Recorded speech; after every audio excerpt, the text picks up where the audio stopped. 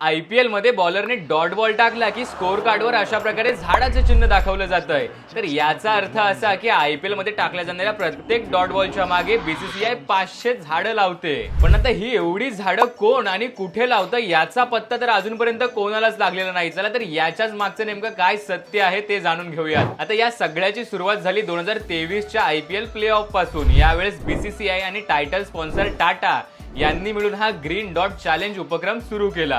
याच्या मागचं उद्दिष्ट एकच की पर्यावरणाचं संरक्षण करणं। 2023च्या आयपीएल प्ले ऑफ्स आणि फायनल मध्ये 294 डॉट बॉल्स टाकण्यात आले। म्हणजे 294 डॉट बॉल नुसार 1,47,000 झाडं लावली जातील असं सांगण्यात आलं। त्यानंतर 2024च्या प्ले ऑफ्स आणि फायनल मध्ये सुद्धा 323 डॉट बॉल नुसार 1,61,500 झाडं लावली जाणार असं सांगितलं होतं। आता ही एवढी झाडं खरोखरच लावली गेली आहेत का, तर याचं ऑफिशियल प्रूफ अजूनपर्यंत बीसीसीआयने जाहीर केलेलंच नाही। आता तुम्हीच विचार करा की आयपीएलच्या छोट्यातल्या छोट्या अपडेट पासून ते प्लेयरचे प्रॅक्टिस सेशन्स असोत, त्यांच्या ड्रेसिंग रूम मधल्या घडामोडी असोत, या सगळ्याच्या अपडेट्स आयपीएलच्या टीम्स आपल्याला सतत सोशल मीडियावरून देत असतात।